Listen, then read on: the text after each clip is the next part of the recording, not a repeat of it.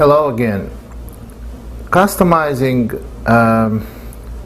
chess openings for tournament player is very important.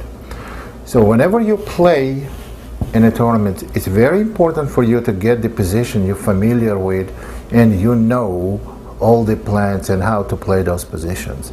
I mentioned it many times on my previous DVDs. Now, the topic of our discussion will be the King's Indian defense. King's Indian defense is one of the biggest and most popular openings in modern chess theory. I would say Sicilian and King's Indian are two most popular or two bigger openings in chess. So when you play King's Indian, there is one drawback. When you play with black King's Indian, white chooses the variation they're gonna play. White chooses variation, so you have to be prepared for every variation white is gonna play. They're gonna play fianchetto variation or Zemisch or classical or Averbach. Well, there are multiple type of variations, multiple choice white has. So, and we have to be properly prepared. There is not only one way, one right way to play for black against certain variations. Number of variations they have, that white chooses. Black has two or more choices how to respond to them, and based, remember, this is customizing opening for you based on your level and style. When we get to the point where we have a choice which variation to choose, I will describe them both to you. I will show them both to you, and I'm going to explain them both. So and when there is only one correct way to play, then I will point to this also. Now sit tight, and you're about to have a ride throughout the King's Indian defense that will help you to get a reasonable position with a clear plan for the middle game. Variations in King's Indian are hardly connected, so we start in a random order, and I would start with, for example, with the fianchetto variation of the King's Indian defense. T4, knight f6, c4, g6. Now either knight c3 or knight f3, it wouldn't make any difference. Bishop g7, g3, castle, bishop g2, d6, and white plays knight c3 or the castle. So let's go with knight c3. And here black has multiple choices. Well, I will do in every variation where black has two or more choices, I will at most show you two continuations that will give you an easy game. So I'm not gonna go with the variation knight c6, which is one of the main moves, and when white castles then a6, because there's a lot of theory here and very complicated plans.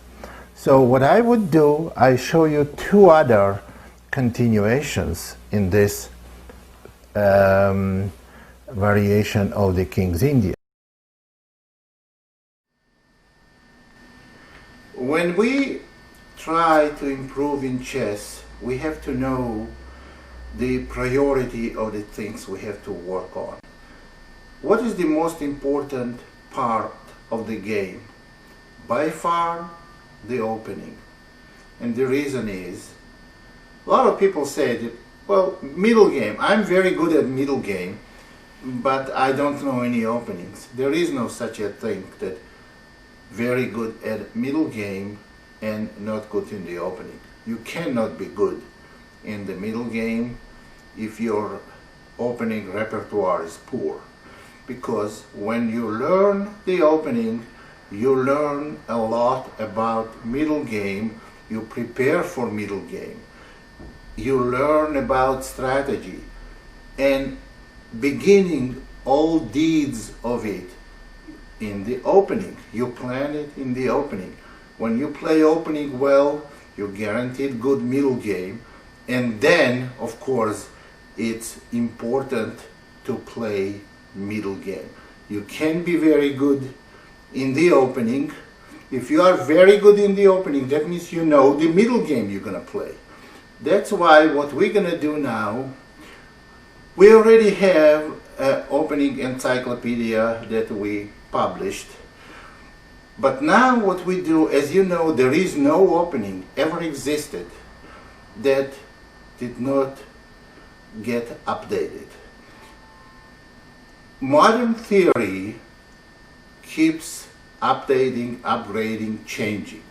So what we do in this series, we go over some updates, we improve some ideas for white, and as we improve, we have to remember that our opponents try to improve on their part the counterplay. They find all different counterplays against the ideas we endorsed in our opening.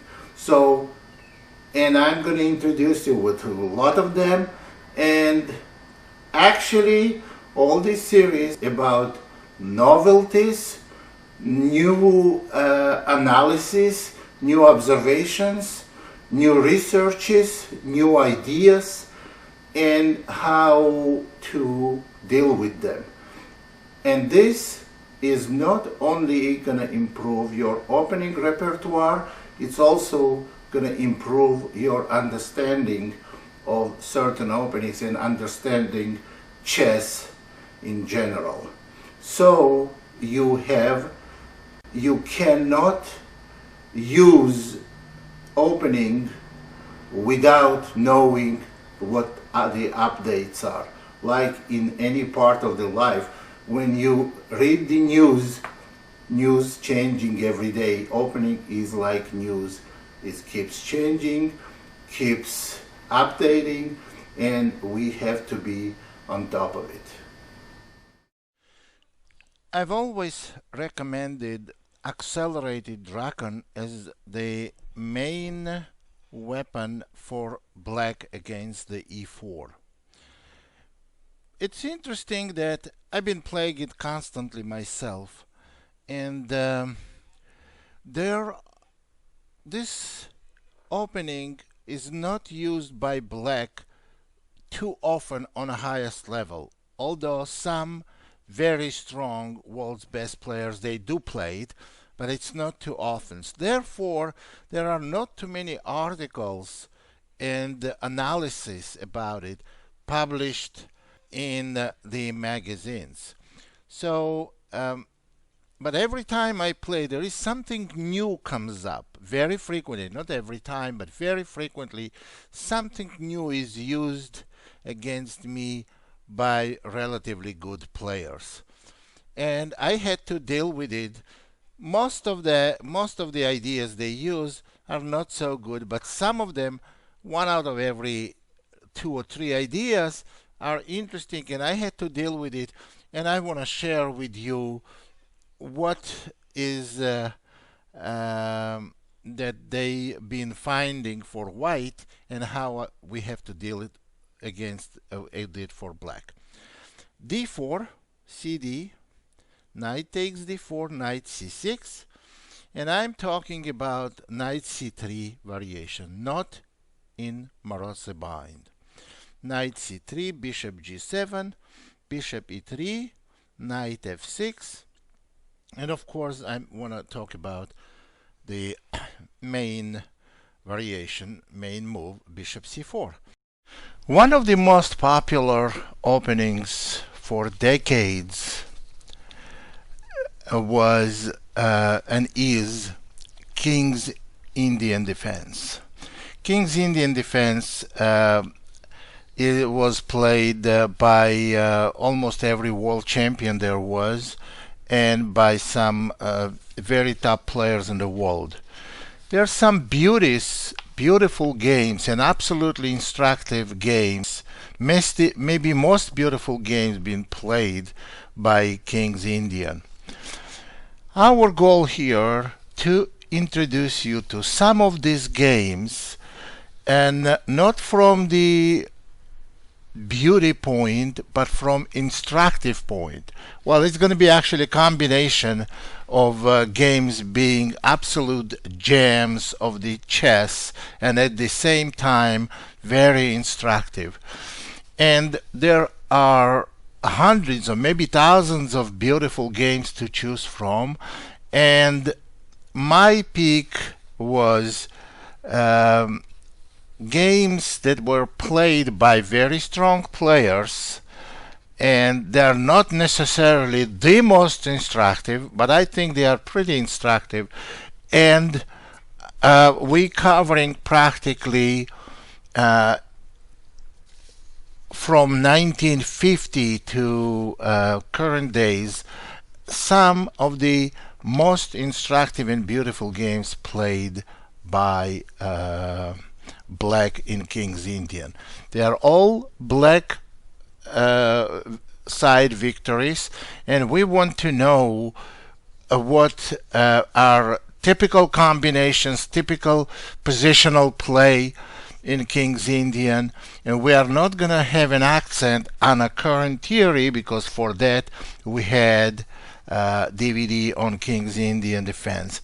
So we start with a game played between two Soviet at that time grandmasters, Yuri Averbach and Alexander Kotov, in 1953 in candidates tournament, World Championship candidates tournament in Zurich, Switzerland. So d4, knight f6.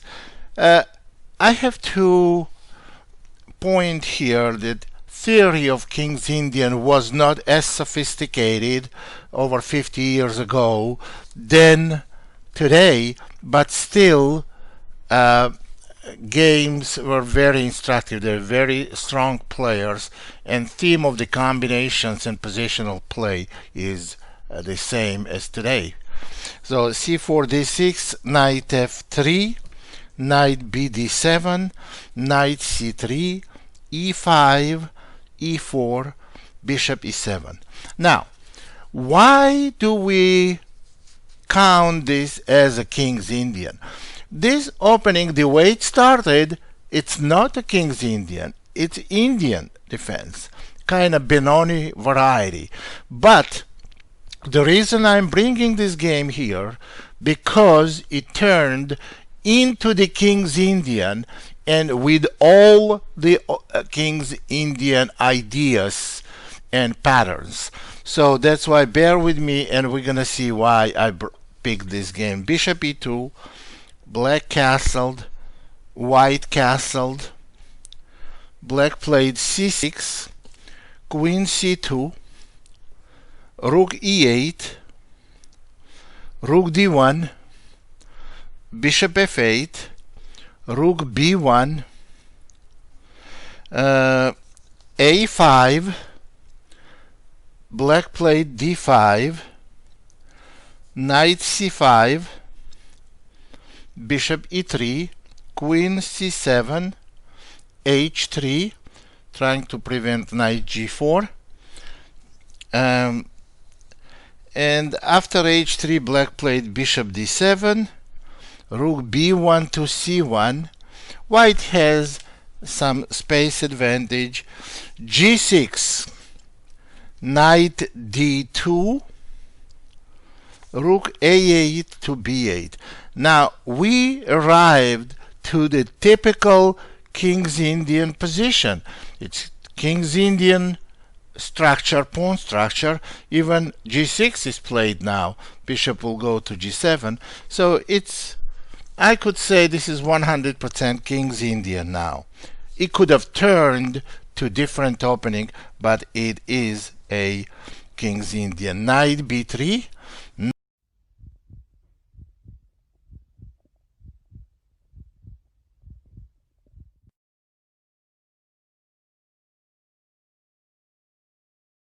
Hello, my name is Roman Djindjihashvili, and this is the lecture and advice how to play King's Indian defense.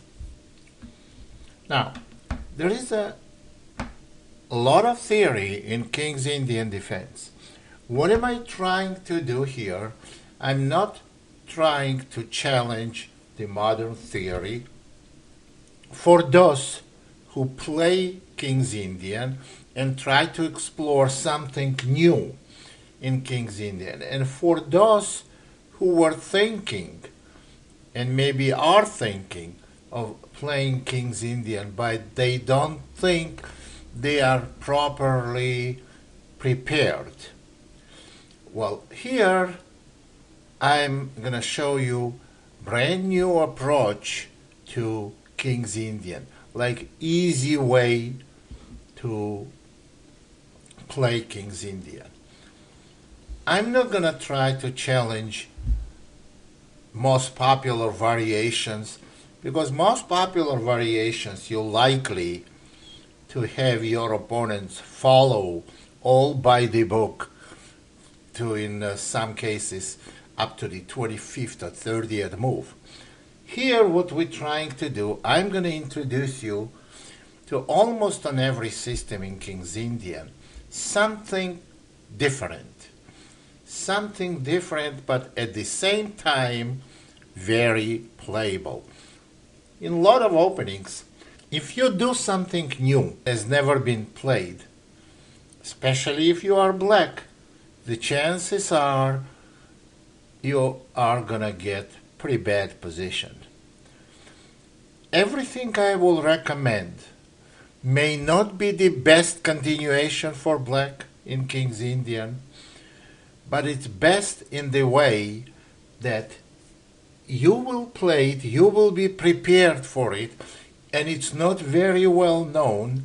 At least you will know what your plans are, how to play this game, and most of the time this is a lot more important than play every opening by the book according to theory. Every position I will show you is not very well known for black, and every position is very, very playable. So, let's start looking for one of the variations of King's Indian. G6, knight c3, bishop g7, e4, d6, knight e2. Knight e2 move was very popular at some time for years, and black always had some problems equalizing. What I want to show you is a way to play against it without touching the main theory, without getting to the main theoretical continuation. And you will get very, very good dynamic play. On knight e2, if you look at the games, 99% of the time, black castles. That's not what we do.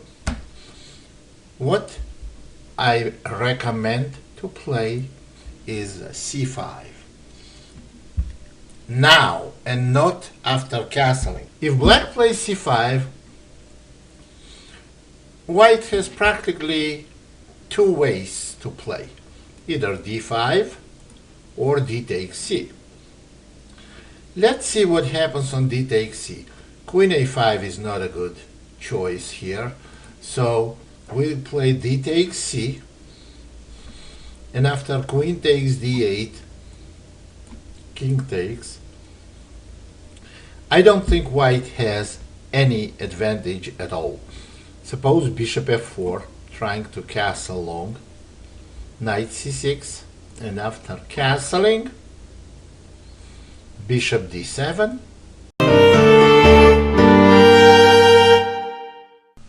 Hello, my name is Roman Djindjihashvili, and this DVD is about latest games on King's Indian. And when we do something like latest games in King's Indian, we know that we have hundreds, maybe over 1,000 games with King's Indian which you have to choose from. We're going to present several games, but how do I pick the games? I pick the games with the typical mistakes that you can sometimes expect even on the highest level. These typical mistakes that are very, very instructive to watch them, to see them, and I am not showing any games of weak players. They are all at least senior masters or international masters. Nevertheless, even then, make some critical and some very typical mistakes which we will have to see.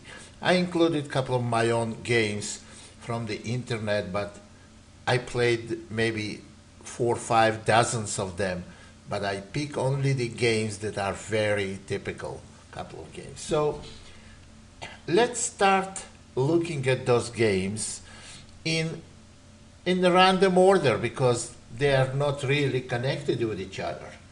So first game was played in 2011, this year.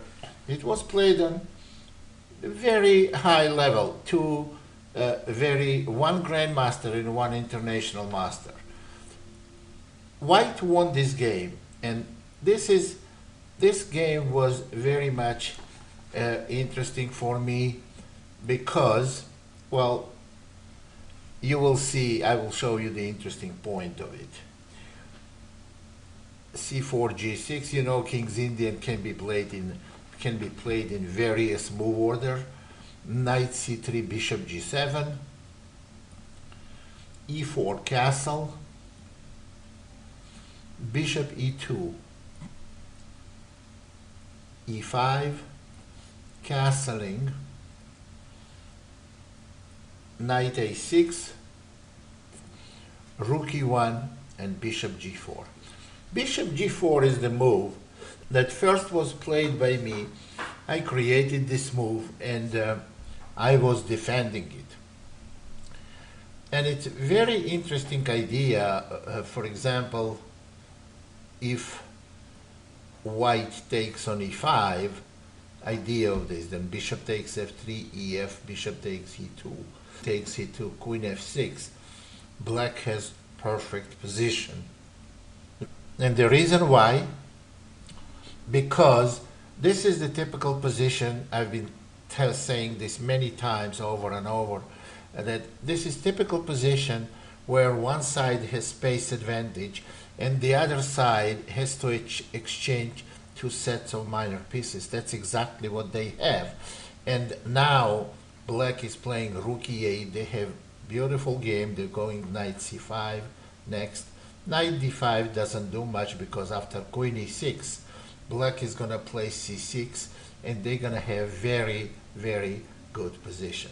Obviously, this is not the good choice for white. There is also d5 move.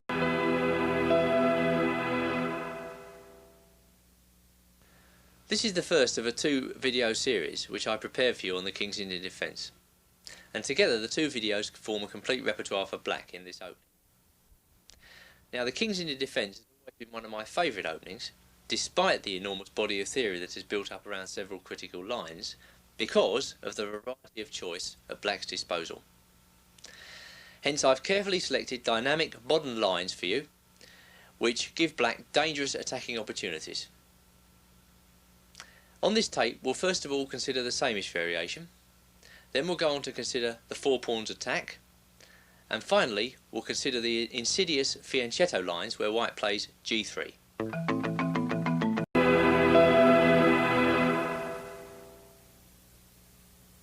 This is the second of a 2-video series on the King's Indian defence which I've prepared for you. Together, the videos form a complete repertoire for black in this opening.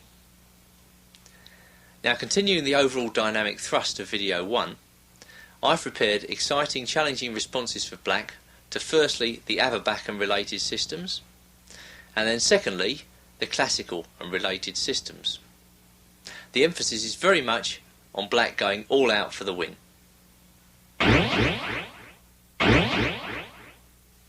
The Averbach system begins as follows. White plays knight c3, bishop g7, e4, d6, bishop e2, black castles, and then the characteristic move of the system, bishop g5. Now, a white player of the Averbach system is likely to be an open-minded, flexible character, thus the most dangerous possible opponent. White is challenging black to find counterplay against his balanced setup, and indeed it's difficult to do so.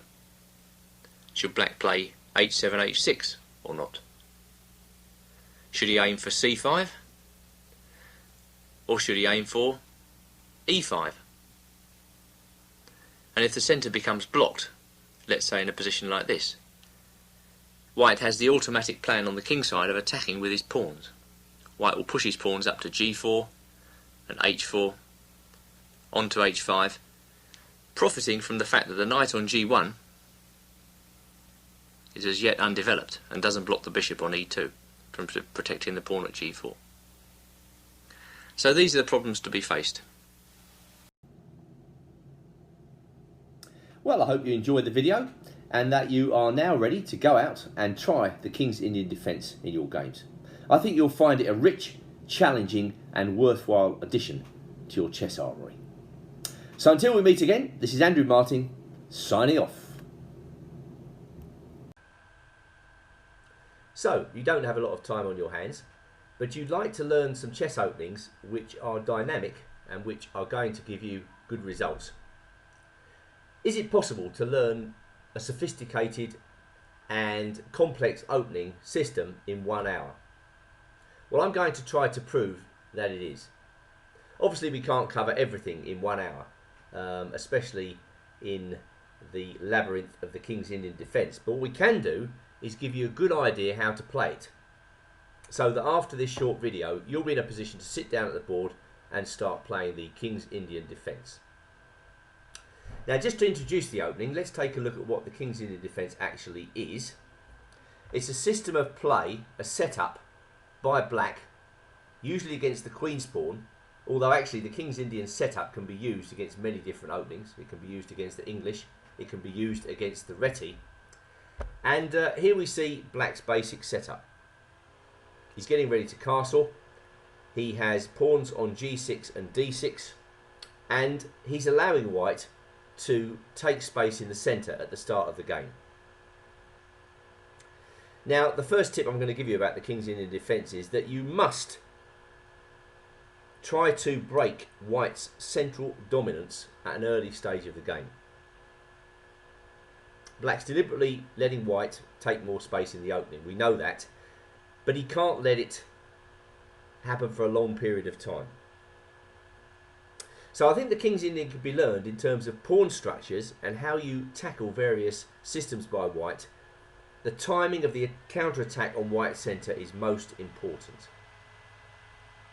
The usual way that black attacks the centre is either to play c5 at some moment or e5.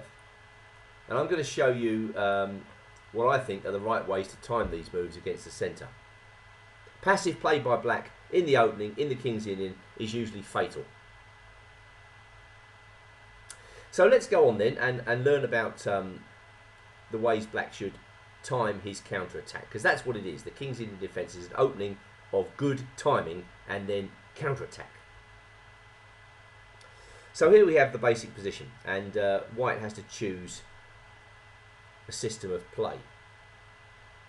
There are quite a few systems where white brings out the bishop on c1 early.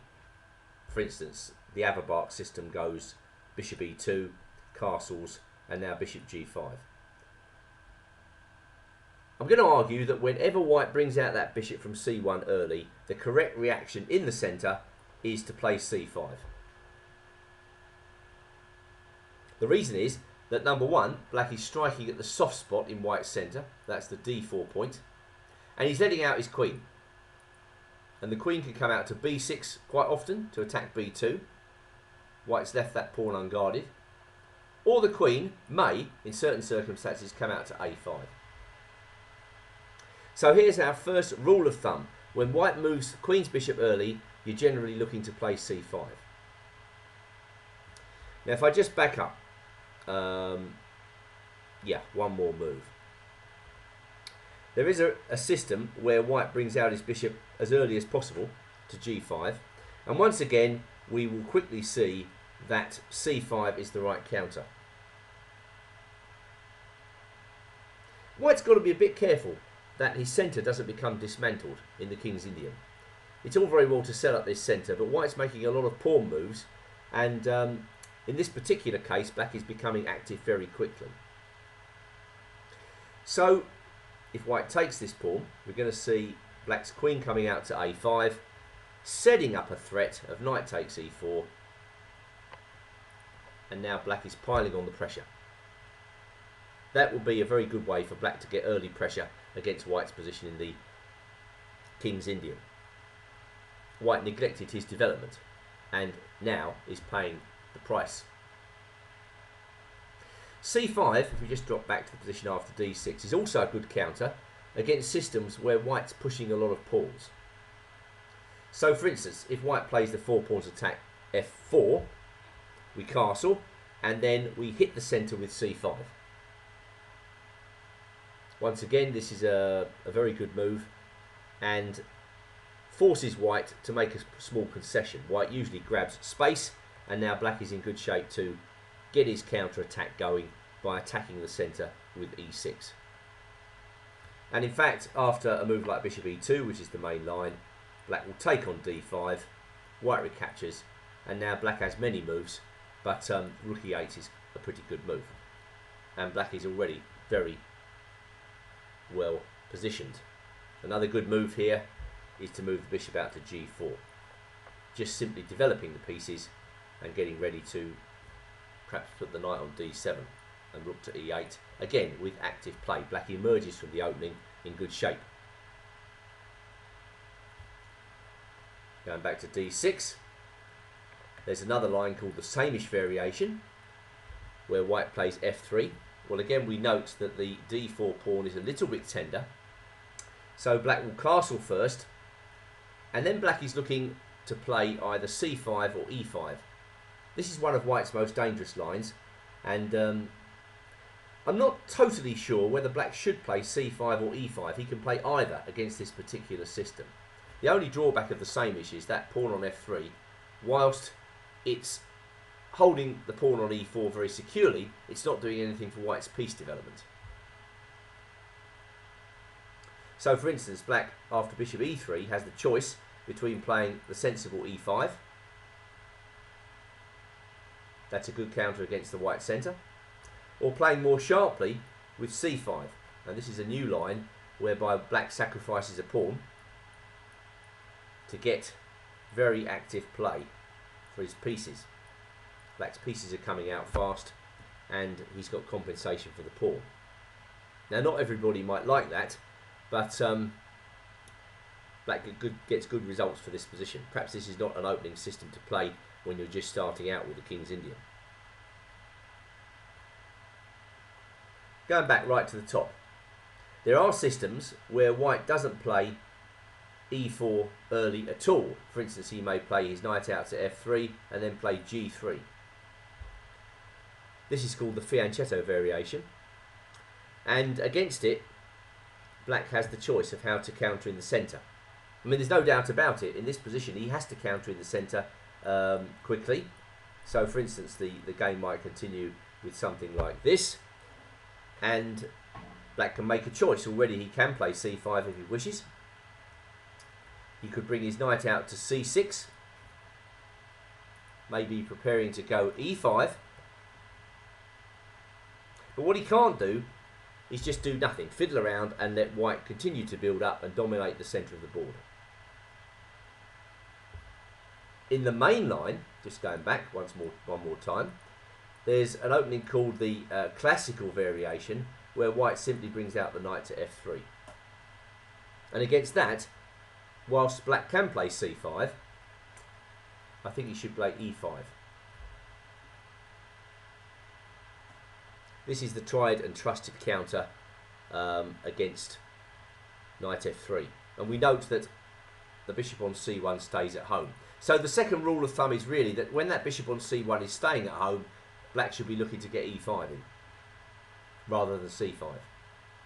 And it's worth noting that actually here, white can't win a pawn. It looks as though he can actually win a pawn here by grabbing on e5.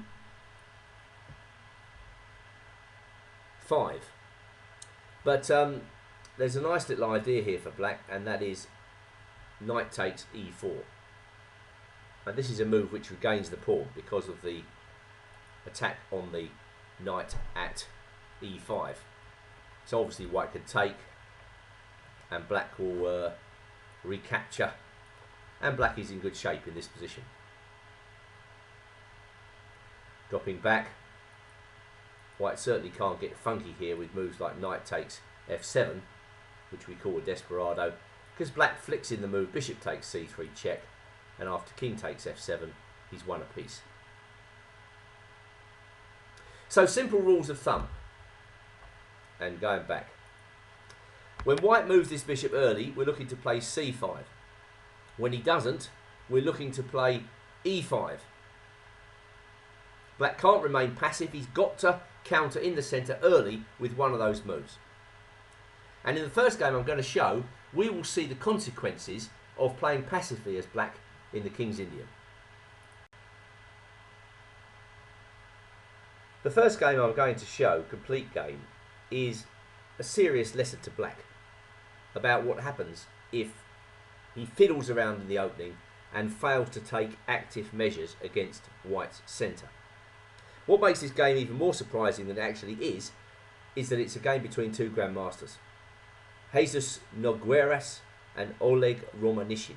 It's an old game from 1986, but it does illustrate perfectly the danger of passive play in the King's Indian. Now normally we will be looking at this position from black's point of view. I'm going to flip the board in the future games, but let's see it from white's side for the time being. And at that time, Nogueiras was a real specialist in an opening system called the 4 pawns attack, where white sets up very aggressively in the centre of the board, basically pushing all his pawns up. And the idea of this system is to start an attack without delay. At the right moment, white's hoping to push one of his pawns and put on the pressure. Usually the pawn up to e5 is the one that starts the ball rolling. And it's obvious that black must not let that happen. He can't just sit there and take the medicine.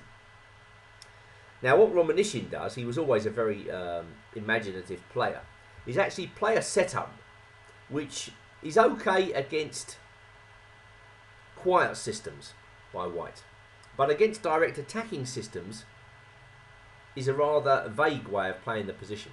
c6 and a6. This is another way of attacking white's centre, pawn up to b5. But in this case it's not very effective. It's not as good as the traditional ideas of c5 and b5, because, you know, what is black actually doing? Okay, he is generating a threat because black's threatening b4, and when the knight moves he picks off the pawn at e4. But white is already in a good position to start the attack, and this is what Nogueiras does with e5. And already black is in trouble, I think. Black has got the worst position. He's played too many pawn moves, he hasn't timed his attack against the centre very well, and he's starting to get pushed around. Nogueiras continues to build up with bishop to e3. Now I would argue this is exactly what you don't want when you play the King's Indian, a passive situation like this. There's no real pressure against white's centre, and white is building. There's going to be a big attack in the offing coming pretty soon. Well, Romanishin played knight to d7, and white plays c5, which is another good move, jamming the position up. The idea is that if you jam the centre up and the queen side up, Romanician obliges, then black is running out of counterplay fast. And white can look forward to moves such as g4 and an eventual f5. If he doesn't like that, there are other plans. For instance, he could try to attack the pawn on b4.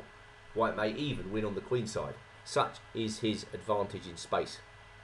In chess, when you've got an advantage in space, you usually have the wider choice of plans.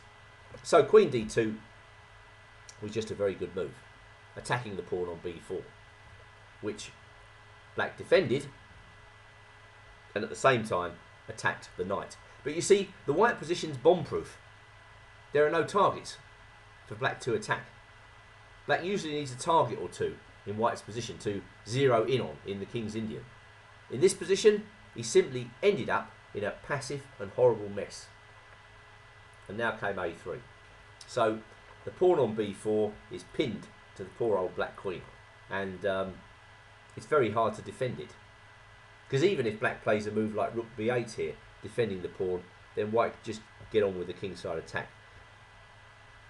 This is not at all a risky move, because black has no space, and white's already threatening f5 now, I think, which would open up an attack on the knight with the bishop and the queen. So that would explain why black probably has to, this is not the game by the way, retreat to g8, and now knight b6 looks very strong. A tactical idea, when black takes it, we take on b4, an in-between move, and the black queen is in trouble.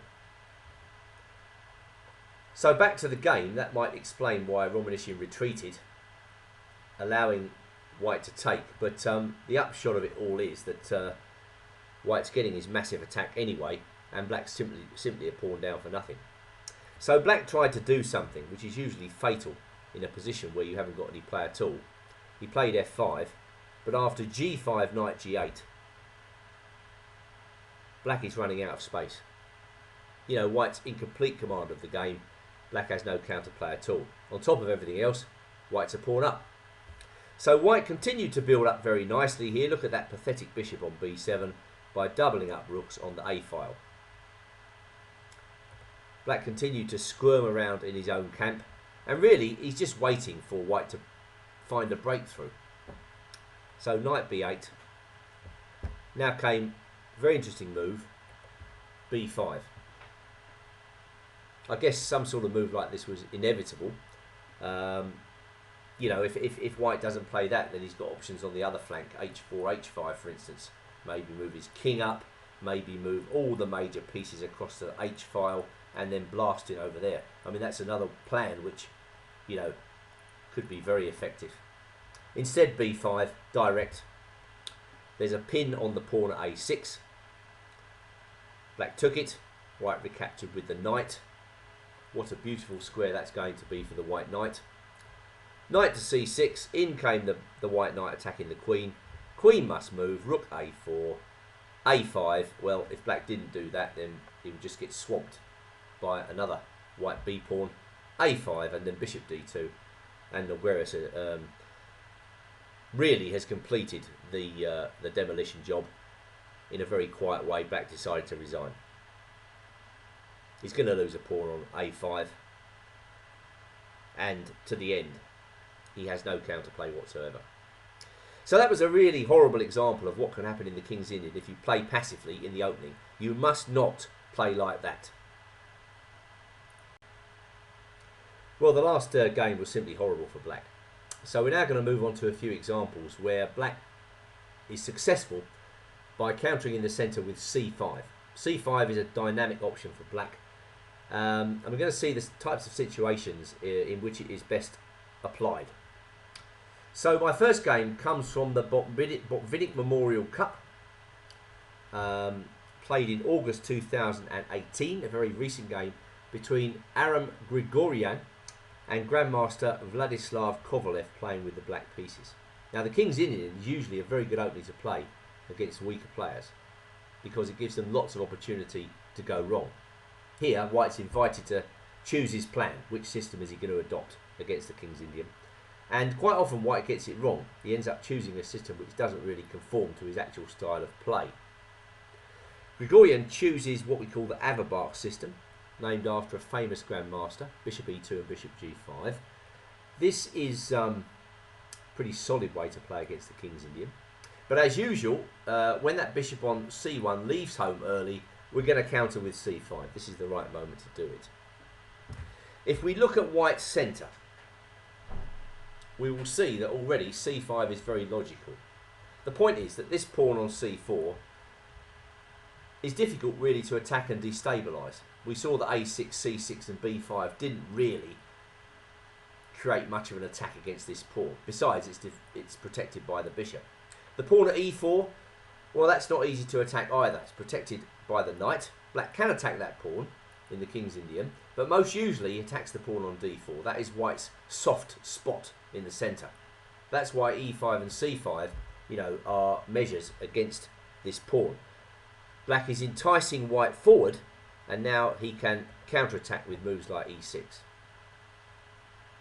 Once that pawn comes forward to d5, you're looking for ways to open up the position. You're looking for ways to get your pieces out as black. Pawn levers, well, you could play e6. You could also try to get the move b5 in. We're going to see this a bit later in our featured game. So, for instance, one alternative for black here is maybe to go a6 immediately. There are certain circumstances where black can play b5 right away. That takes us into the realm of an opening called the Benko Gambit, where black is deliberately giving away a pawn in return for open queenside files. This is a very dynamic way to play, but you have to know exactly what you're doing, particularly in this position, as white won't take the pawn on a6, which gives black far too much play after queen a5. Instead, what he will do is play a4 and try and gum up the works to make it difficult for black to get that pawn back straightforwardly. But even this position might be playable for black if you know what you're doing. Anyway, Kovalev just played e6 and took on d5. This is a very straightforward way to play. And Grigorian took back with the e-pawn, and this is a characteristic recapture in this system. White's basically trying to avoid any targets for black to attack. He could, of course, take back with the c-pawn. This is a pawn structure which is very, very common in the King's Indian. Well, after that, I suppose black would play a6, starting an attack on the queen side, and then a move like rook to e8, eyeing up the pawn at e4. So the thing about this game is that Grigorian is a much lower rated player than his grandmaster opponent, so I suppose he thought he was playing safe. So rook e8, pinning the bishop on e2, and now white castled on the queen side, which is a bit of a change of mind from Grigorian. He starts off playing solidly, and then suddenly he castles on the queen side, and as you can see, this is an invitation to an all-out counter-attacking game. When the kings are on opposite flanks, you're really looking for a quick counter-attack. The person that attacks quickest generally wins in a position of this type. Now, I think what white should have done here is show some common sense. I mean, I think he should probably have chosen just knight to f3, getting the pieces out. Black plays bishop g4 against that. You know, black is very well placed here. There's no problem for black whatsoever in getting the pieces out. We get a decent position with black, something like this. No problems, as the queen can come to c7, and then black has plans of rook b8 and b5. Going back to rook e8, white could play h3. If he wanted to stop bishop g4, then I think black would just try to exchange off the knight at e5 and again get to a good position. There are definitely some weaknesses on the white queen side which black can target in the upcoming play. You could easily see the black queen coming out to b6 or a5, creating some counterplay. But anyway, white decided to castle long. A very risky strategy indeed, as white was able to, as black was able to open up lines immediately with the help of a pawn sacrifice, a6 and b5. So here we see the dynamic nature of the King's Indian coming into play. Well, of course, white can take that pawn. But after a takes b5, a takes b5, already this rook on a8 is playing against the king, free of charge. And if white comes this way, he's probably got to take that pawn. Well, I just wouldn't like to be white in this position. I mean, all you're doing is opening up lines towards your own king. You know, you may survive such a position, but it doesn't take a great deal of imagination just to bring the black pieces over to the queen side, pound down. White could easily be checkmated very quickly here. So going back to the game itself, Grigorian decides to play g4. Knight bd7, and now h4. So white tries to attack black, and vice versa from Kovalev's side. Out comes the queen. It's a good idea to proceed with threats. c5, all those moves ago, let the queen loose. She comes out to an aggressive square, and there's certainly a threat of b4 immediately when, if the knight moved, the pawn at a2 would drop. Well, white presses on. There aren't many games that I can find from this position, which isn't really surprising as white is already in a bit of a mess. But in one of the games, white decided to take on b5 and black played rook b8. And then white played an almost catastrophic move, a4. I mean, this is not the type of move you want to be playing as white, pushing up pawns in front of your king. I suppose white felt, well, it might be difficult to get through this this barrier of bishop, knight and pawn. But black didn't find it too difficult. And so in the game Eriksson versus Lind, Sweden, 2012, black cheerfully brought his rook into the game. White played f4. Black brought his rook back. Seems a bit weird, but I suppose the point is really to entice white to weaken himself still further. White took on f6, forcing bishop takes.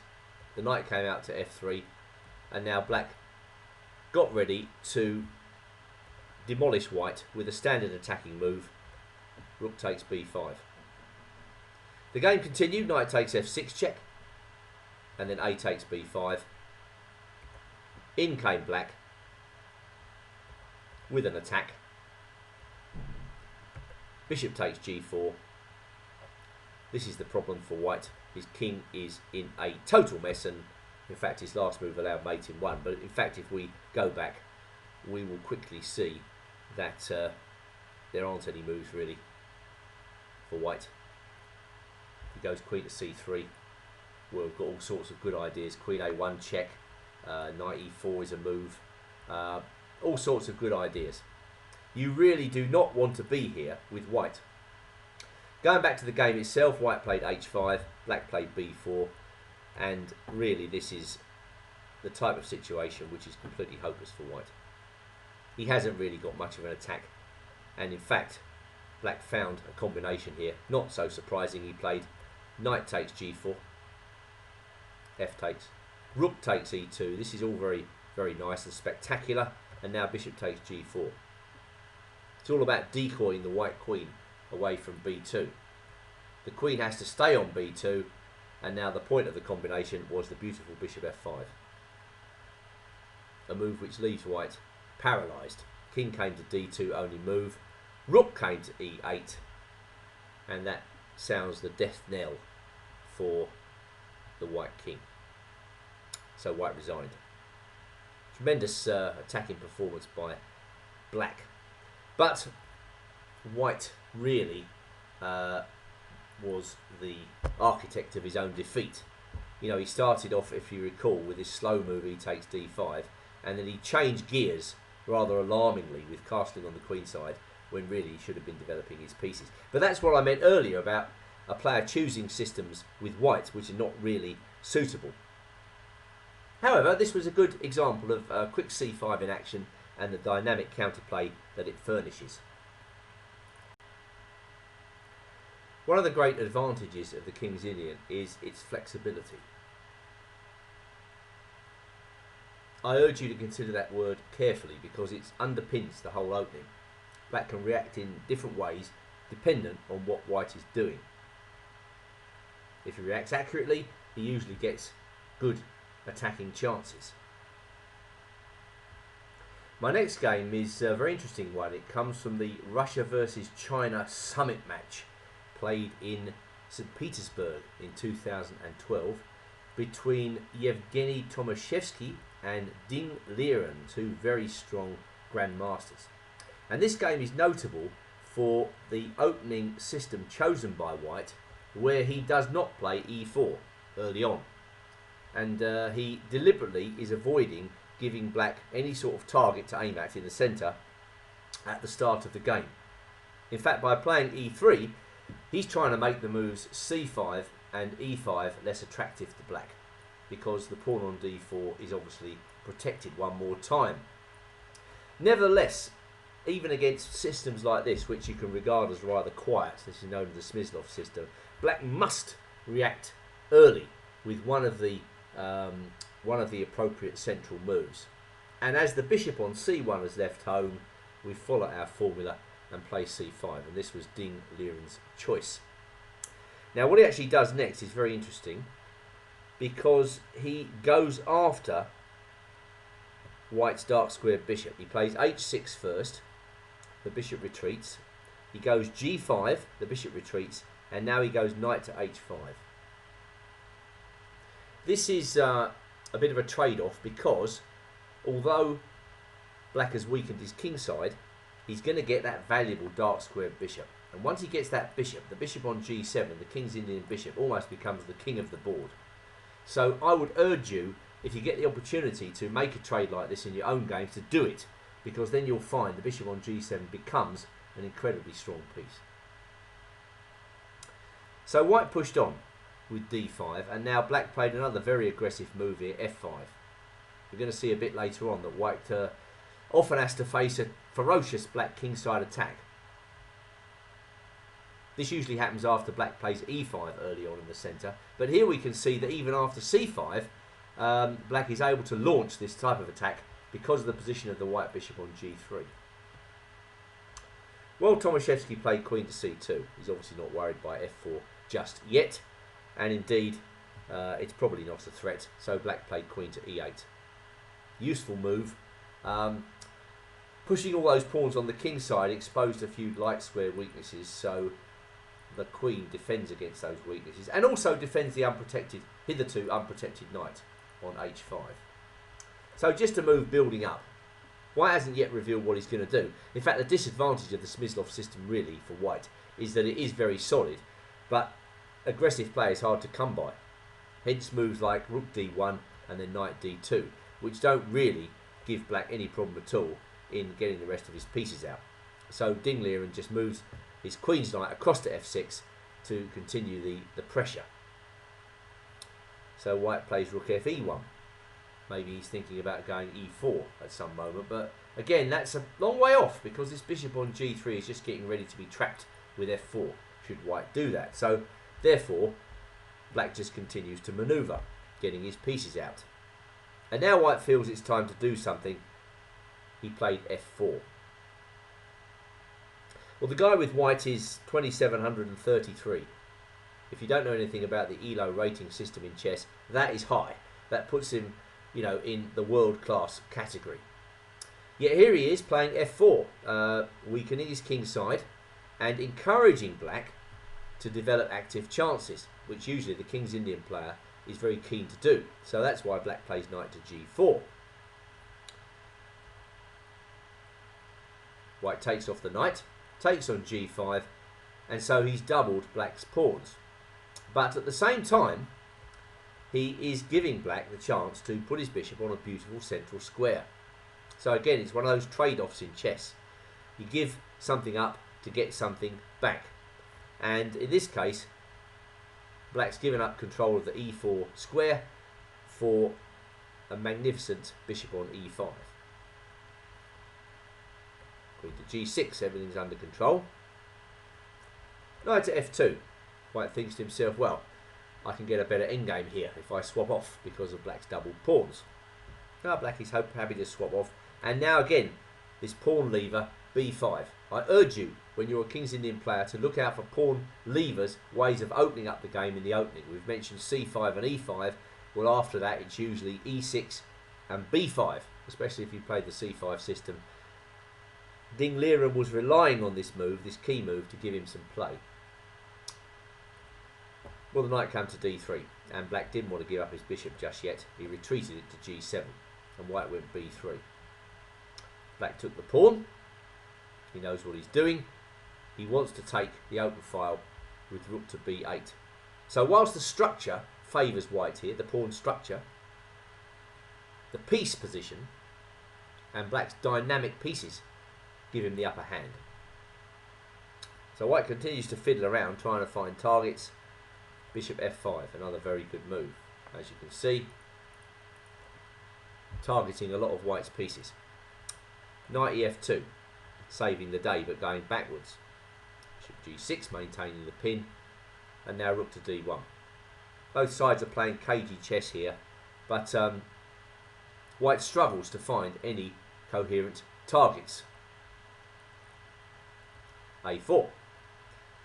And finally, white bites the bullet. Knight takes g4. Well, it had to come to that. If white wanted to win this game, he's got to try things like taking off the pawn. Black pushed on. White came back. And now a splendid move by black. Rook to b2. And that's a move which undermines white's entire position. In fact, this game only lasted one more move, because after rook takes b2, white decided to resign. Now that might seem a strange looking decision, but in fact after a takes b2, what is white going to do? He's almost paralysed. Can't take the pawn because the bishop would capture. If he goes rook b1, he goes into a self pin, so already there are moves like rook takes f2 in the offing. Well, I think that's a knockout punch, isn't it? Because white can't take the rook very easily. And if he doesn't play rook b1, well, I think black is just going to try and queen that pawn, isn't he? With moves such as rook b8 or rook a8 takes a2. I don't even see what white's going to do against that. So white decided to pack it in, and I guess you could say was probably very dissatisfied with the way that game went, because he never got any dynamic play whatsoever. Of course, the learning points for us are that, well, this bishop came out early, so we reacted with c5, and we didn't miss our opportunity to nab white's valuable dark square bishop. If you think about the way the game went, in fact, it was black's bishop pair that won the game for him in the end and paralysed white towards the last few moves of the game. That bishop on g7 was particularly strong. I guess for most of you, this is the beginning of your King's Indian journey. I wish you luck on the journey, and you're not alone, because there are many, many people who find the King's Indian one of the most interesting of all chess openings. There's a good reason for that. It tends to lead to lots of different types of dynamic positions, which of course make the game very enjoyable to play. An extraordinary example of the type of complexity and dynamism that the opening can furnish us with comes from the next game, which is a game between Leonid Gavrish and Oleg Teletsky, international master from Russia, and this game was played in January 2018. You'll recall in our first game on this DVD, we saw black getting absolutely demolished in the four pawns attack when he started to fiddle around and not countering the centre at the right time. Well, here Terletsky is on the ball and he makes the appropriate move, c5. Don't forget our rules for this move. Either the bishop on c1 comes out early, we play c5, or white makes a lot of pawn moves in the opening. This time the four pawns attack seems very suitable for c5 to be a counter against it. And white pushes on. That's normally what they do. Black gets to work opening up the position with his pawn lever e6. Bishop comes to e2. This is the main line, and now black starts to look for counterplay by taking on d5, and white takes back with the c pawn. You can take back with the e pawn here. That's an old-fashioned move, but not thought to be particularly effective, because that pawn on f4 is a bit of a ugly, I would say. You know, in this line, white needs to probably sacrifice that pawn at some moment with f5, and he hasn't had much success with this idea. So these days they generally take with a c pawn, and black decided to play bishop g4, which is a move I can heartily recommend. Now what we've got here is a Benoni pawn structure. There's a chess opening called the Benoni where this pawn structure occurs frequently. We first of all note that black has a very useful queenside pawn majority. That can become very significant, particularly in the endgame. But in this type of opening and middle game, we're looking for black to maybe push those pawns, and particularly to get b5 in to cause some disruption in white's camp. Meanwhile, white has got a central pawn majority. And this is a very dangerous idea that black has to be well aware of when he plays the King's Indian. White is looking to advance that majority with either e5 or f5 to start an attack as soon as he can. Probably he shouldn't launch too early, because his development's not complete yet. Black has a few undeveloped pieces. They could become an issue if they're not developed quickly. So that is why I recommend bishop g4 in this position, because it solves the problem of black's queenside pieces. Very straightforward way to play in this type of situation. If you can get rid of your bishop on c8 early, do it, because it eases your cramp. And so what happens in this game, white plays theoretically rook e1, black plays rook e8, white plays h3, and black is happy to give up the bishop pair just to get his pieces out. So this is a nice straightforward way to play the four pawns attack. Black's getting ready to push b5, rooks are connected, and he seems to be holding up the move e5 for the time being. That would be the dangerous move which white would like to launch as quickly as possible. It doesn't seem possible yet. So white continues to develop, black pushes up with b5, and now white plays a slightly passive move, but probably a necessary move here, a3.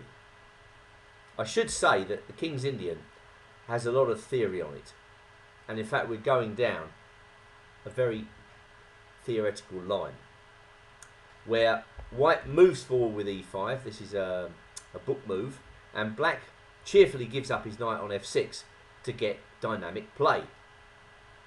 This has been played many times before, and the jury is still out as to what is actually going on here. We're just going to encounter a very complex middle game where white snaps off the knight, black takes on e3, and now white has to take that knight. It's very strong. White gets to take on g7, black doubles up with the rook. And what an interesting middle game we've got in front of us. White has nominally got a material advantage. He's got bishop and knight for rook, but the pawn on g7 is going to go, and black is beautifully coordinated. Those rooks are very powerful and difficult to shift. So that's why many black players have gone in for this position, believing black's chances to be okay, and I can see their point. Well, white played f5, and black played very dynamically with b4. Pawn's got to be taken. Black brings his queen into the game, and white doesn't want the pawn on b2 dropping off, so he defends. Black swings his queen across to the king side, setting up ideas of rook e1, which white hastens to stop by blocking the threat with the knight. Black takes on g7. Amazingly, there are still many examples of this position from Grandmaster play with no clear assessment. Myself, I prefer black because I like coordinated pieces. I know that white's got one extra piece than black, but if you look at his bishop and knight, it's really difficult to actually get them working together. And this is what it's all about, coordination. Black has coordination, and it's difficult for white to break it. So up comes the rook. Rook comes to d7. Black takes on f5. White takes on d6. And now key move, f4. And this is the move which gives black the upper hand in this position. Just to show you what might happen if black blunders. Now, black would like to be able to play queen back to e7, because that looks like it's a nasty and very sneaky double attack on the rook and the knight. But in fact, white can play rook c6 here and escape. Because if rook takes e2, the queen comes across to h6 and suddenly black is lost. Moreover, if we go back,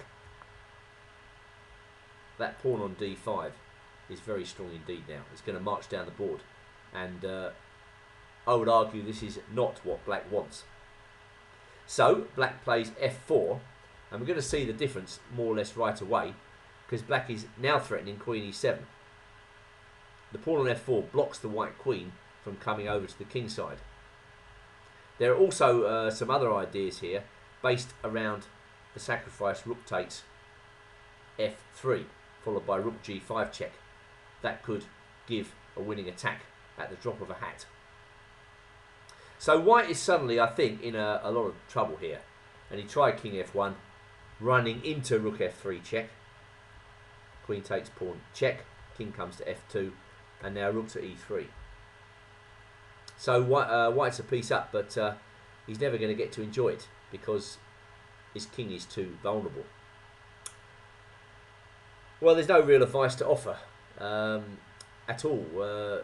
If knight to g1, which is just horrible. I mean, we can choose our win. One win is just to pick off the queen. So queen to c3 was the rather miserable move that white could come out with.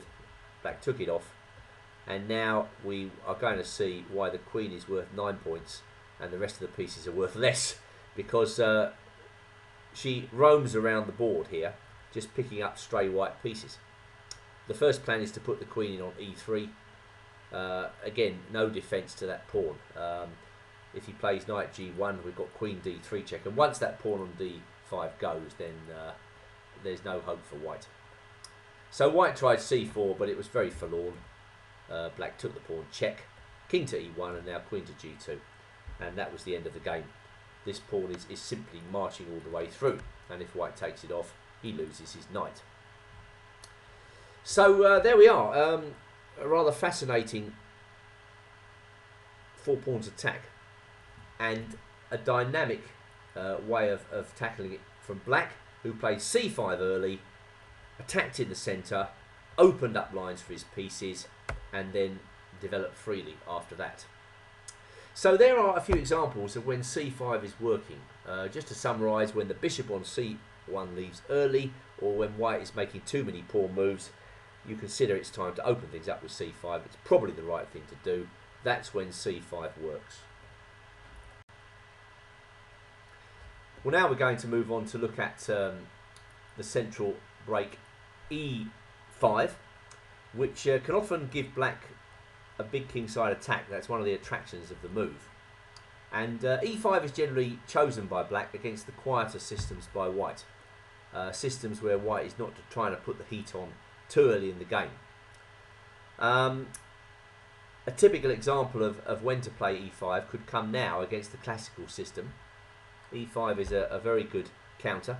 The classical system by white is so named because white makes no attempt to refute black's opening.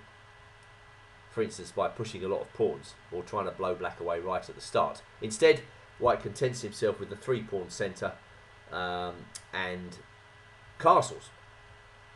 Very sensible chess. But a lot of players do like black in this position because, well, you could actually get a kingside attack going, and black quite often does. There are a number of spectacular games in chess history from precisely this position. Games from Bobby Fischer, games from Garry Kasparov, games from Hikaru Nakamura, just like the one we're about to see, games from Carlsen, where black lands with a massive kingside attack punch. And that's one of the great attractions of the King's Indian, this pawn avalanche that's coming against the white king. And the way black starts it off would be here to move the knight on f6 and then to play f5. That's the way the attack starts at a preliminary level. So what are the aims and aspirations for both players from this position? Well, I think white's looking to attack on the queen side. He's got a bit more space conferred on him by the pawn at d5, and he's looking to open up the game, and the best way to do this would be to play b4 and c5 and try and lever open the game on the queen side. Meanwhile, from black's perspective, as I've said, black wants to move that knight on f6 and go f5. And so battle is naturally joined in this game. After knight e1, knight d7, f3, f5, bishop e3, f4, bishop f2, g5, knight d3, knight g6, now white plays c5. Incidentally, this is the game Wesley So versus Hikaru Nakamura, and it comes to the Sinquefield Cup in 2015. So two of the very best players in the world slugging it out in a mainline King's Indian. Knight f6. So black is looking to play g4 at the right moment. He's probably going to play h5 first before he gets g4 in, but g4 has to come. I think white's pressure on the queen side here is so strong that black basically has got to admit that he's lost the queen side already. I know this seems rather strange to say it, but black has got to concentrate all his fire on the white king. So rook f7. That's quite a useful attacking move.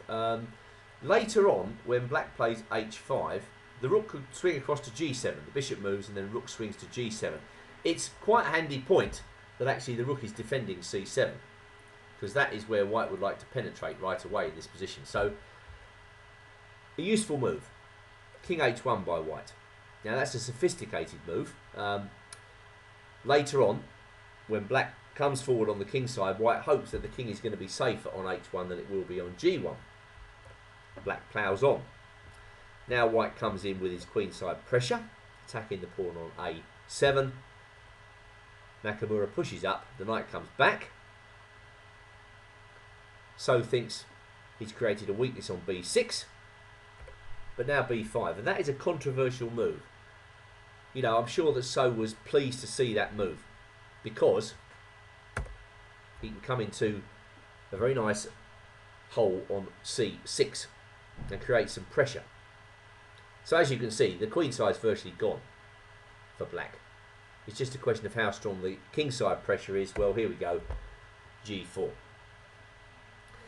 Thing about this position, and the reason why black likes it, is that you know, if his attack crashes home, it's going to be the end of the game. Whereas if white crashes in on the queen side, there'll still be chances for black elsewhere on the board. So, you know, it is all or nothing for black, but as you'll see, it can work spectacularly well. So queen f8 protects d6. Basically, black wants to move the bishop. Rook comes in, bishop goes to h6, and now we see positions where black could play rook g7. So seems very confident he can defend against the attack here. He plays bishop e1. And now h4 with the idea of h3. I think you've got to get into your head that when you're playing an attack like this, you can't waste any time whatsoever. Even one wasted move could cost you the game. You've just got to get on with it. F takes g4 all the way through. So he's very confident he can defend against the attack. But now f3. Again, a very typical move in this type of position. Black sacrifices a couple of pawns, and now he chucks a knight onto the bonfire in order to keep the attack raging.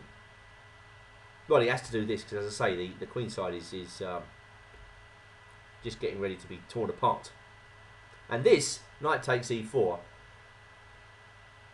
is a very difficult move to meet. I don't know whether So thought it wasn't possible, but take it from me, it's very difficult to meet. In the end, So played a move you never expect, rook to d1. Well, of course, the bishop was attacking the rook on c1, but I don't think that's the main worry for white. It's his king that is a source of concern. Now, let's suppose he takes this. Well, we're going to see a spectacular line now as the rook comes in check. White must move his king. He can't take it as mate in one, so the king comes up. And now, bishop e3. We're not taking the rook. We're coming in and we're threatening checks. Rook g1 would be one check. h3 would be another.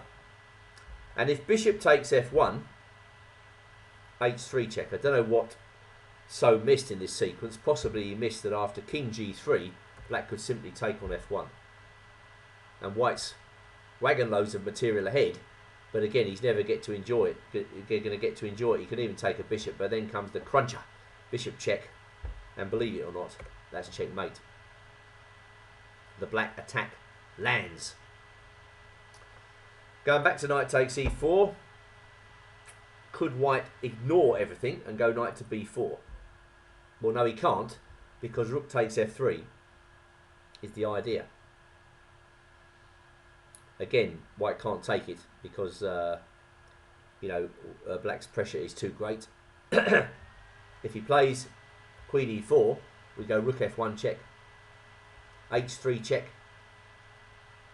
king takes, in comes the knight, the rook checks, and now a spectacular move here, which more or less finishes off the poor old white king. Knight g2 check.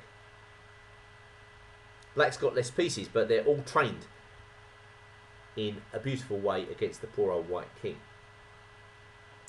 So, going back to the game itself, So had a lot to think about. Suddenly he's under tremendous fire. He tried rook to d1. In came the rook. Not unexpected. So, takes the bishop, hoping for the best. Rook f1 check. King to g2 only move. And now Nakamura misses, I think, a beautiful finish. He played bishop e3, which is a strong move. But, take a look at this. He could play h3 check. White's hand is forced, he's got to take. And now a move which is difficult to see for any class of player, except of course a computer. Rook f2. That is an amazing move. And actually wins the game, I think. White's almost paralysed. He hasn't got any moves. And black is simply threatening to start with, say, knight f4 and mate. So, if he takes with the bishop, we get an amazing line. Queen takes f2. This is a spectacular idea. And if white takes, knight f4 check, king h4, and now this amazing mate with bishop g5. That's an absolutely beautiful mate. That's the type of variation. This is the type of attack which attracts so many players to the King's Indian defence. You know, if you could land an attack like this in one of your own games, think how proud you would be.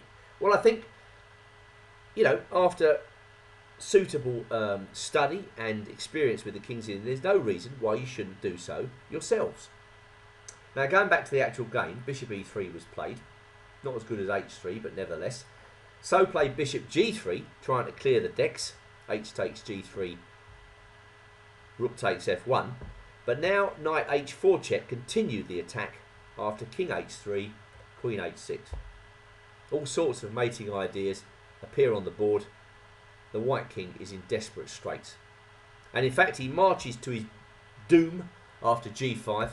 Again, we get another one of these amazing finishes here. Interference move, clearing the decks, getting ready for queen h3, which would be checkmate. If white plays knight f2 to stop it, these are all sort of, you know, very complicated moves. But queen h3 is just an overwhelming threat. White stops it, but not for long. Queen h4 is another threat. The king marches on. The rook comes in. The rook comes up, gaily sacrificing itself in order to checkmate on g5. And that was the end of a really wonderful and thematic black kingside attack. So going back, we start our investigations into when and when not to play e5 by saying that if white plays a quieter system, as here with, say, the classical setup, then e5 is most applicable. One of the nice things about playing the King's Indian for a long period, I mean, you're just starting out, but hopefully you will be enthusiastic about the defence and want to play it more. One of the things about playing this opening is that you're going to learn a wide variety of chess skills as you go through the process of learning about the variations and the detail. You're going to learn, we've already talked about timing, we've talked about flexibility, we've talked about pawn structures, we've talked about counter-attacking. And in the next game we see a superb example of the combination of attack and defence within the same game by Black. Very grandmasterly ideas, and very instructive too. This next game is from an open tournament played in Croatia in July 2018, and it's a game between Luka Budisavljevic and Grandmaster Branko Damljanovic, playing with the black pieces, King's Indian connoisseur. And White chooses a system which is known as the Makaganov system. It's dangerous, but for me it falls into the category of slowish ideas against the King's Indian. Doesn't pose an immediate challenge, and given that White hasn't moved his bishop on c1, an appropriate counter in the centre seems to be e5, and that's what most grandmasters do when they come here. We note quickly that once again White cannot win a pawn straightforwardly by just taking on e5, as Black can counter more than adequately with knight takes e4. So that is why Budisavljevic plays d5, just gaining a bit of space, blocking the centre. It's interesting, this line, because you'd think that White was going to get ready for operating on the queen side, but the move h3 gives rise to the possibility of g4, so it's not out of the question that White might launch a kingside pawn storm himself. So Black has got to be on the ball against this system and think flexibly, which is what Damljanovic does, and with his next couple of moves he holds up any advance on the queen side. Pawn to a5, knight to a6. It's a very characteristic King's Indian idea. As you can see, I've marked with the green arrow that the black knight intends to come to c5. Very nice square, putting pressure on the e4 pawn, and very safe, a good way to counter this variation. Well, White played bishop e2, and Black now played queen to e8. Again, we must note the pin. The bishop on g5 is pinning that knight on f6, and so it would be rather unwise to stay in that pin for any length of time. Now Black could have gone h6, of course. Against that, I'm pretty sure White would drop the bishop back to e3, and then queen to d2 will gain a move because the bishop will be attacking h6. And also that pawn on h6, it kind of gives White more stuff to aim at. So when White goes g4, the pawn on h6 starts to look a bit like a weakness. So the Grandmaster steps out of the pin, and he resolutely, over the next few moves, refuses to create any weaknesses at all, and plays the very interesting king into the corner. White expands, and now knight to g8, which looks very, very defensive, but again, it's very typical of the King's Indian. Black's position is like a coiled spring. He's getting ready for the move f5. It's not a passive retreat at all. It's an attacking retreat. So White went a3, keeping options open. Black played f6, and now he came forward with f5, the traditional kingside counter-attacking move. Of course here, you know, White hasn't castled, and White's probably going to castle on the queen side. So it all boils down to a question of judgment. Has White got enough attack here to justify the opening of the king side? You know, White opens the g file for sure, and he now takes on f5 again in order to put his knight on e4. So when he plays this way, he's basically saying, well, I'm not going to castle on the king side at all. I'm just going to go hell for leather against your king if I can. So again, it's all a question of judgment, and Damljanovic now plays an excellent positional move, bishop to h6. Now the King's Indian, you're going to encounter the idea of good and bad bishops, and this is yet another theme which this opening can teach. In this particular position, there are two bishops which could cheerfully be described as bad. The bishop on g7, not great because it's looking at the pawn on e5, and White's own bishop on e2, not great because it's looking at central pawns hemming in its mobility. But I guess White could play bishop g4, so that's not quite as important as it might seem. But certainly Black's bishop on g7 could be a source of concern, so the Grandmaster exchanges off that piece. Can't see what to do in a position, make a move which strengthens your position slightly. And this certainly strengthens black's position because it gets rid of one of his bad pieces. So queen to d2, white's not unhappy with proceedings. He's going to cast on the queen side. He's attacking the black knight. Black makes another very good move here. He takes on e4. White must take back because the rook's attacked. And now he plays rook f4. Very good move. A combination of attack and defence. Attacking the knight, defending by blocking his own knight. And so white castles on the queen side. Rook takes e4. Very good. Queen takes h6. And now queen to f8. Black would certainly very much enjoy this position if the queens were exchanged, because white would have weaknesses all over the board and his bishop would not be a great piece. So white refrains from exchanging queens. Now black plays another masterly move. He brings his knight from the edge into the centre to a better square. Rook f1 protecting the pawn, but of course that's a passive move. And now queen to f6, improving the queen. Bishop to d3, and now rook to h4, defending against any checkmate on h7, so the queen must retreat.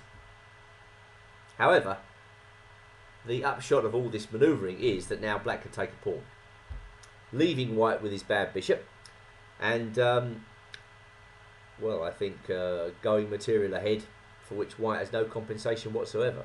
So from here on in, it's a pretty miserable scenario for white, as Damjanovic ruthlessly builds up.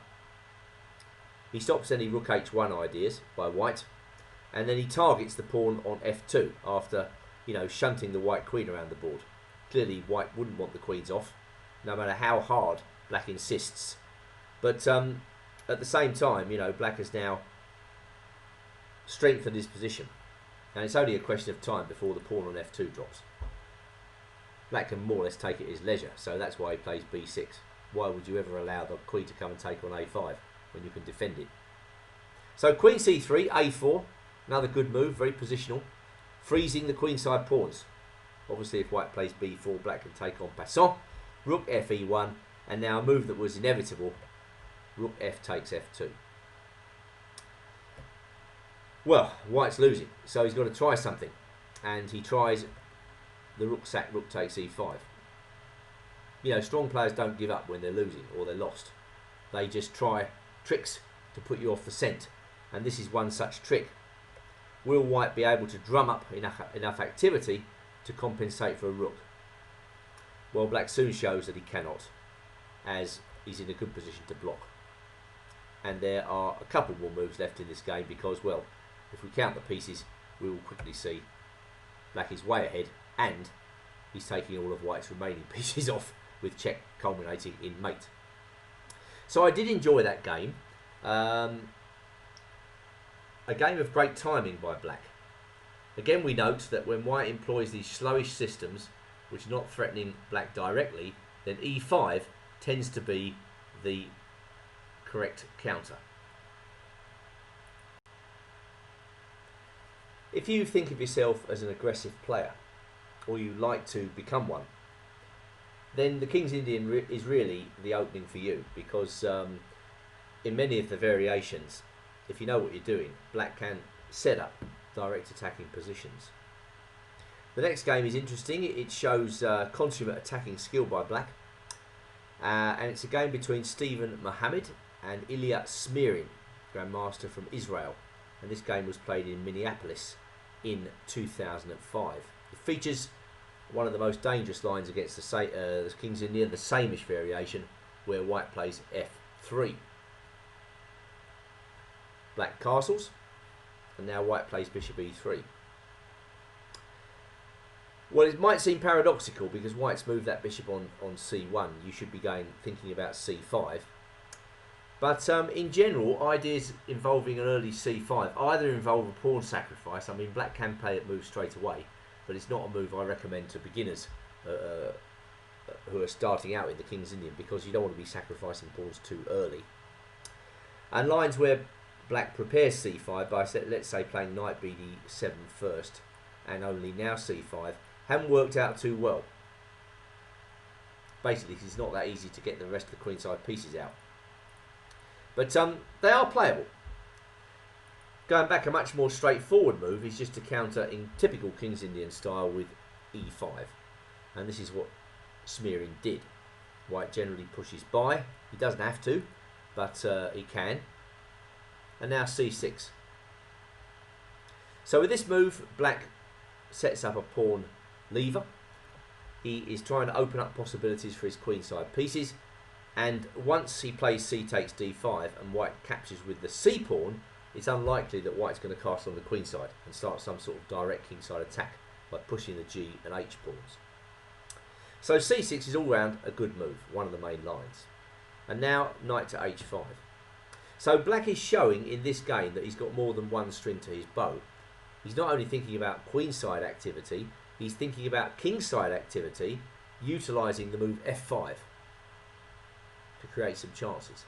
Here we see this typical idea again. The knight moves out of the way, and now pawn to f5. Well, you might say white hasn't castled yet, but if you think about it, where is white really going to put his king apart from g1? He's not going to castle queenside because black's already opened a file there. So that's exactly what happens in this game. White tries to break up the kingside attack by taking on f5, and now he castles. It really is a question of style as to whose position you prefer here. I would be quite happy taking either side, to be absolutely honest. White's got nice flexible development. You know, the rook's coming to c1. It's a nice position for white, but it's not that bad for black either, as we're about to see. With Smearing going onto the counter-attack immediately, first of all he plays knight d7, and now out comes the queen to h4. An intimidating move, which en passant threatens the pawn at b4, so white can't just do nothing. Or threaten to exchange the queens off with queen e1, something like that. That's why Mohammed plays a3. But now comes this pawn sacrifice, which Smearing's obviously been preparing. Pawn up to e4. A very interesting move. And the idea of it is to try to secure the e5 square for either a black knight or a black bishop. A beautiful outpost. It might cost black a pawn, but he's gaining a great deal of activity in the meantime. Well, white can see the move f4 coming up, so he drops his bishop back out of the way to attack the queen. Queen to g5. And now a move which I don't like very much, but it's clear that white was a bit thrown by this move e4. I'm pretty sure Mohammed didn't see the move, and therefore when you get into a slightly uncertain frame of mind at the board, mistakes can occur. I don't like his next move, h4. Having said that, it's worthwhile taking a look at what happens if white takes this pawn, and after that black's just going to push by. So as you can see, he's getting ready to put something on e5. White's got an extra pawn, but they're frozen in time. They can't move, and they won't be moving for a long time. So it's not much of a mobile pawn majority in the centre. So white's best move is probably to put the knight on e5, d4. Black's thinking about the move f3 for sure, as well as knight e5, so white stops it. In comes the knight, and now white tries to exchange it off. To me, this makes a lot of sense. The drawback of it is knight takes, queen takes, and now bishop g4. When white has got to play very inventively just to stay on the board because his queen has no squares. This sudden flurry of activity again gives you the idea that black's position's got a lot of potential. Now in fact here white's got to find some only moves. He's got to attack the queen. Black must continue to protect the bishop, then he's got to attack the queen again. This is the only way to get out of the threats. But well, I'm sure black's got a few ways here, but the safest way is just to take the queen off, take the bishop off, and then take on e5. And whilst I slightly prefer black, you know, white's very much in the game. That's what he should have done. Very often what you do is not what you should have done. White played h4. I don't like that move. It weakens his king side. And after f4 we go into a similar variation to the one we've just seen, but in a worse setting for white. because his king side is much weaker than before. Mohammed was relying on knight a4, perhaps f3, definitely a move white doesn't want to see on the board because it starts a ferocious kingside attack. Well, he can take, of course, but then the knight comes to e5, and that does not look very friendly.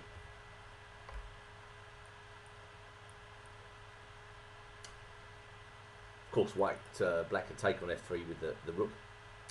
But knight g3, f takes g2, king takes g2, and now knight f4 check really does put white under tremendous pressure, because all of the black pieces are suddenly converging on the white king, and white's defensive resources are minimal. So queen takes h4. It's one of those games that Mohammed probably went away and scratched his head and thought to himself, well, I didn't play that badly, did I? Yeah, I got smashed.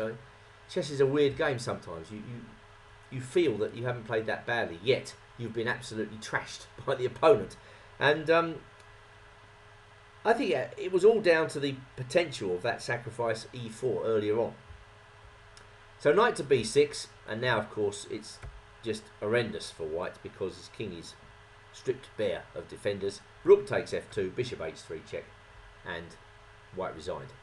Something is dropping off. If king g1, queen takes knight check. If king h2, rook takes rook check. No defence. So imagination, a pawn sacrifice, correct timing against the white centre, all those ideas were in evidence in this excellent game. Well, if you play the King's Indian for any length of time, and I hope you will, you're going to find that you're in very good company. Because even today, in 2018, many of the top players in the world play this opening on a regular basis.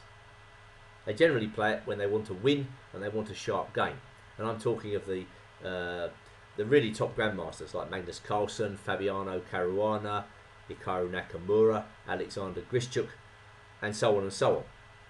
So, you know, rest assured, if these guys play the King's Indian, then they think it's a good opening. They're not going to play unsound stuff at that level. It will simply be exploited. Which brings me to my last game, a game from Stavanger and the Norway Masters, played in May 2018, between Ding Liren, the ferociously strong Chinese grandmaster, and Fabiano Caruana playing with the black pieces. And in this game, white employs the fianchetto variation, a line which many players consider to be the most serious test of the King's Indian defence, because White's aims in the opening are rather modest. He contents himself with a two-pawn centre, no weaknesses, a safe king, easy development, and claims a slight edge as a result.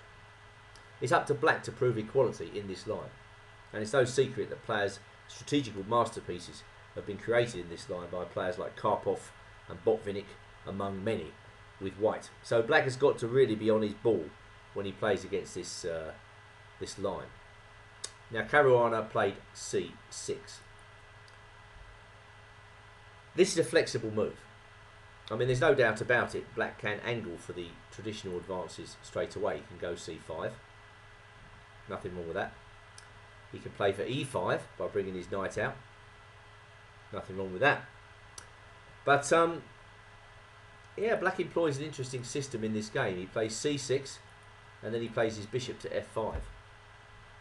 Because white's not threatening black directly, black has a bit of time for some creativity. And one of the main ideas of bishop f5 is to try and exchange off a piece here, a minor piece, by playing knight to e4. After which black feels a bit less cramped. I mean, after all, when you look at it, white's got more space. And that must mean something. So exchanging pieces when you've got less space is a really good idea.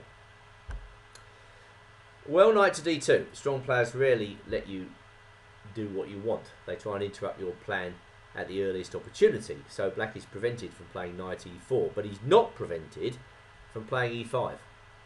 So this is a very good moment to play this move. As you can see, the pawn on d4 is undefended. Therefore, this is just very good timing. And Caruana knows that if white plays d takes e5 here, d takes e5, this is a prospectless exchange from white's point of view. And particularly if he follows up with e4. So he just gives himself a big juicy hole there on d4 for the black pieces to settle in on. If black could ever get a knight on that square, it would be quite wonderful.